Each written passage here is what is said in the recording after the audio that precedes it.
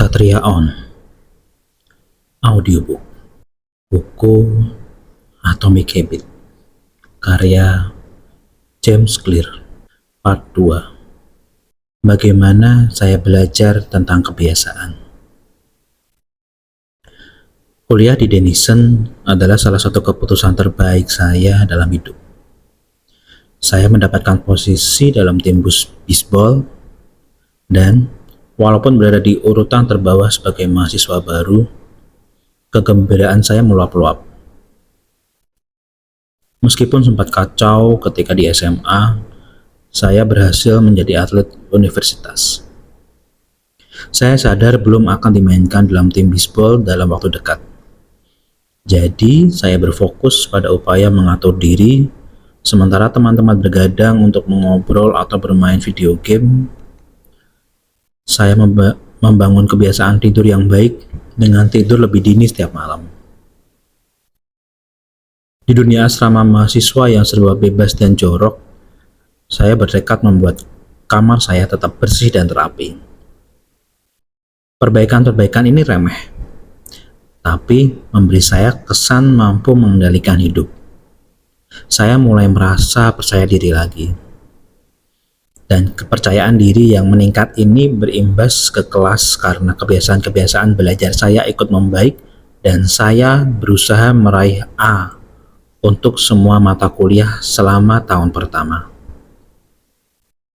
Kebiasaan adalah rutinitas atau perilaku yang dijalankan secara teratur dan dalam banyak kasus secara otomatis. Ketika semester 1 berganti ke semester berikutnya, saya berhasil mengumpulkan kebiasaan-kebiasaan kecil tapi konsisten yang akhirnya mengantar ke hasil-hasil yang tak terbayangkan sewaktu saya baru mulai. Sebagai contoh, untuk pertama kali dalam hidup, saya membiasakan mengangkat beban beberapa kali seminggu. Dan pada tahun-tahun berikutnya, tubuh saya yang setinggi 190 cm bertambah kekar dengan bobot naik dari 85 kg menjadi 100 kg. Ketika musim pertandingan tahun kedua dimulai, saya mendapat posisi awal sebagai pitcher. Pada tahun berikutnya, saya terpilih sebagai kapten tim. Dan pada penghujung tahun, saya terpilih menjadi anggota tim utama. Namun baru pada musim tahun terakhir saya, kebiasaan-kebiasaan tidur, belajar, dan latihan fisik sungguh mulai mendatangkan hasil. 6 tahun setelah kecelakaan terhantam pemukul bisbol tepat di wajah, diterbangkan ke rumah sakit, dan sengaja dibuat koma, saya terpilih sebagai atlet putra terbaik Denison University dan salah satu ESPN Academic All-America Team. Kehormatan yang hanya diberikan kepada 33 pemain di seluruh Amerika. Ketika lulus, nama saya tercantum di buku tahunan universitas dalam 8 kategori berbeda. Pada tahun yang sama, saya dianugerahi penghargaan akademis tertinggi di universitas itu, medali rektor. Semoga Anda memaafkan saya karena cerita yang terkesan berlebihan ini. Sejujurnya, tidak ada yang legendaris atau historis dalam karier olahraga saya. Saya tidak pernah sampai menjadi pemain profesional. Namun, dengan mengenang tahun-tahun itu, saya percaya telah meraih sesuatu yang terbilang langka. Saya berhasil memaksimalkan potensi. Dan saya percaya konsep-konsep dalam buku ini juga dapat membantu Anda memaksimalkan potensi. Ketika semua berhadapan dengan tantangan dalam hidup, bagi saya tantangan itu adalah cedera dalam olahraga dan pengalaman itu mengajarkan sesuatu yang sangat penting. Perubahan-perubahan yang terkesan kecil dan remeh pada awalnya akan memberikan hasil-hasil yang menakjubkan bila Anda bersedia menjalaninya sampai bertahun-tahun. Kita semua berhadapan dengan kemunduran, tapi dalam jangka panjang, kualitas hidup kita sering kali bergantung pada kualitas kebiasaan kita. Dalam kebiasaan yang sama, Anda akan mendapatkan hasil serupa. Namun, dengan kebiasaan yang lebih baik, apapun menjadi mungkin. Barangkali ada orang yang mampu meraih kesuksesan luar biasa dalam semalam. Saya tidak kenal satupun di antara mereka, dan saya jelas bukan salah seorang di antara mereka. Tidak ada yang paling menonjol dalam perjalanan hidup saya, dari kondisi dibuat koma sampai meraih akademik All-American. Tapi banyak yang menonjol. Yang terjadi adalah evolusi bertahap, serangkaian panjang kemenangan kecil dan terobosan sangat kecil. Satu-satunya cara yang membuat saya maju, satu-satunya cara yang saya pilih adalah mulai dengan hal kecil. Dan saya menerapkan strategi yang sama beberapa tahun kemudian, ketika memulai usaha sendiri dan menulis buku ini. Bagaimana dan mengapa saya menulis buku ini? Pada November 2012, saya mulai menerbitkan artikel di jamesclear.com. Selama bertahun-tahun, saya menyimpan catatan-catatan tentang pengalaman-pengalaman pribadi saya yang berkaitan dengan kebiasaan, dan saya akhirnya siap membagikan semua itu kepada publik. Saya mulai dengan menerbitkan artikel baru setiap Senin dan Kamis. Dalam beberapa bulan, kebiasaan menulis yang sederhana ini membuat saya mendapatkan 1.000 pelanggan email pertama, dan pada akhir 2013, angka itu naik menjadi lebih dari 30.000 orang. Pada 2014, daftar email saya berkembang ke lebih dari 100.000 pelanggan, yang menjadikannya salah satu newsletter dengan pertumbuhan paling cepat di internet. Saya merasa menjadi pembual ketika mulai menulis 2 tahun silam. Tapi sekarang, saya dikenal sebagai pakar dalam hal kebiasaan. Label baru yang membuat saya sangat senang tapi sekaligus tidak nyaman. Saya tidak pernah memandang diri sebagai pakar dalam topik ini, melainkan sekedar orang yang bereksperimen bersama-sama dengan para pembaca. Pada 2015, saya meraih 200.000 pelanggan email dan menandatangani kontrak buku dengan Penguin Random House untuk mulai menulis buku yang sedang Anda baca sekarang. Ketika audiens saya bertambah, begitu pula peluang bisnis saya. Saya lebih banyak diminta berceramah di perusahaan-perusahaan terkemuka tentang ilmu pembentukan kebiasaan, perubahan perilaku, dan perbaikan yang terus-menerus. Saya menjadi pembicara utama pada konferensi-konferensi di Amerika Serikat dan Eropa. Pada 2016, artikel-artikel saya mulai muncul secara teratur di publikasi-publikasi besar seperti Time, Entrepreneur, dan Forbes. Yang menakjubkan, tulisan saya dibaca oleh lebih dari 8 juta orang tahun itu. Pelatih-pelatih dari NFL, NBA, dan MLB mulai membaca karya saya dan membagikannya kepada tim-tim mereka. Pada awal 2017, saya meluncurkan Habits Academy yang menjadi landasan pelatihan perdana bagi organisasi-organisasi dan individu-individu yang tertarik membangun kebiasaan-kebiasaan yang lebih baik dalam hidup dan pekerjaan. Perusahaan-perusahaan yang termasuk Fortune 500 serta usaha-usaha rintisan yang baru tumbuh mulai merekrut pemimpin dan melatih staf. Secara keseluruhan, lebih dari 10.000 pemimpin, manajer, pelatih, dan guru telah digembleng oleh Habits Academy.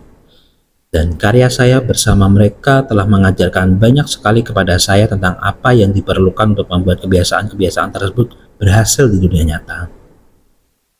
Sewaktu saya memberikan sentuhan akhir pada buku ini dalam 2018, jamesclear.com menerima jutaan pengunjung per bulan dan hampir 500.000 orang menjadi pelanggan untuk email newsletter saya. Jumlah yang sungguh di luar dugaan ketika saya baru mulai, karena berpikir tentang hal itu pun dulu saya tidak berani.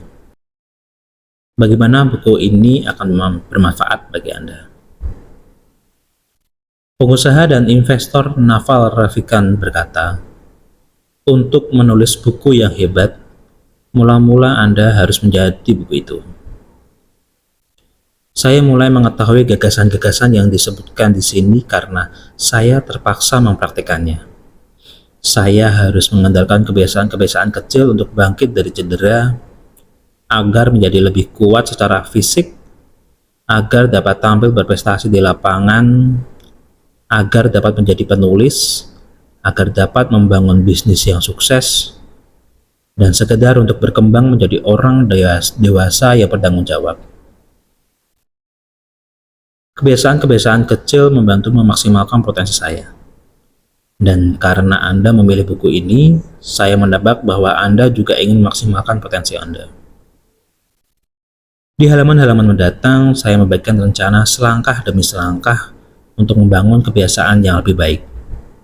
Bukan untuk beberapa hari atau minggu, tapi seumur hidup. Meskipun sains mendukung semua yang telah saya tulis, buku ini bukan makalah penelitian ilmiah. Buku ini petunjuk pelaksanaan. Anda akan menemukan kebijaksanaan dan saran praktis di bagian depan dan di bagian tengah, sementara saya menerapkan ilmu di balik cara menciptakan dan mengubah kebiasaan-kebiasaan Anda yang mudah dipahami dan diterapkan. Bidang-bidang yang saya manfaatkan, biologi, ilmu staf, filsafat, psikologi, dan sebagainya sudah ada bertahun-tahun. Yang saya tawarkan kepada Anda adalah sintesis gagasan-gagasan terbaik yang pernah terpikir oleh orang-orang cerdas sejak lama sekali serta temuan-temuan yang paling menarik yang dibuat oleh ilmuwan belakangan ini. Sumbangan saya semoga adalah menemukan gagasan-gagasan yang paling penting dan mengaitkannya sedemikian sehingga sangat mudah diterapkan. Apapun yang baik dalam buku ini adalah jasa banyak pakar sebelum saya. Sedangkan apapun yang konyol, anggaplah itu kesalahan saya. Tulang punggung buku ini adalah model kebiasaan 4 langkah saya. Mendapatkan petunjuk, menumbuhkan gairah, menanggapi, dan menikmati hasil. Dan 4 kaidah perubahan perilaku yang berkembang dari langkah-langkah tadi. Pembaca yang berlatar belakang psikologi mungkin mengenali sebagian istilah ini dari operant conditioning. Yang pertama kali didalilkan sebagai stimulus response reward oleh B.F. Skinner pada 1930-an, dan belum lama ini dipopulerkan sebagai cue routine rewards dalam The Power of Habits oleh Charles Duhigg. Ilmuwan perilaku seperti Skinner sadar bahwa jika menawarkan ganjaran yang tepat, Anda dapat membuat orang beraksi dengan cara tertentu. Namun, meskipun model Skinner sungguh memberikan hasil yang istimewa dalam menerangkan bagaimana rangsangan dari luar mempengaruhi kebiasaan kita, model itu belum cukup menjelaskan bagaimana pikiran, perasaan, dan keyakinan kita berdampak terhadap perilaku kita. Kondisi-kondisi internal, suasana hati, dan emosi juga penting. Dalam dasawarsa lalu, ilmuwan mulai menentukan hubungan antara pikiran, perasaan, dan perilaku kita. Penelitian ini juga dibahas dalam buku ini. Secara keseluruhan, kerangka yang saya tawarkan adalah model terpadu antara ilmu kognitif dan ilmu perilaku. Saya percaya ini salah satu model pertama perilaku manusia yang dapat menjelaskan dengan tepat pengaruh rangsangan eksternal dan emosi internal terhadap kebiasaan kita. Sementara ada istilah yang terasa akrab, saya percaya bahwa hal-hal terperinci dan penerapan 4 kaidah perubahan perilaku akan menawarkan cara baru untuk membentuk kebiasaan-kebiasaan Anda. Perilaku manusia selalu berubah, dari situasi ke situasi, dari saat ke saat, dari detik ke detik. Namun, buku ini bicara tentang yang tidak berubah. Buku ini membahas dasar-dasar perilaku manusia, prinsip-prinsip abadi yang dapat Anda andalkan dari tahun ke tahun. Gagasan-gagasan yang dapat Anda pakai untuk melandasi bisnis, keluarga, hidup Anda. Tidak ada cara tunggal untuk menciptakan kebiasaan yang lebih baik. Tapi buku ini menjelaskan dengan cara terbaik yang saya ketahui. Pendekatan yang akan efektif tak peduli di mana Anda mulai atau apa yang sedang ingin Anda ubah. Strategi yang saya bahas relevan bagi siapapun yang mencari sistem selangkah demi selangkah untuk perbaikan, entah sasaran Anda adalah kesehatan, keuangan, produktivitas, hubungan, atau semuanya. Selama terkait dengan perilaku manusia, buku ini akan menjadi panduan Anda.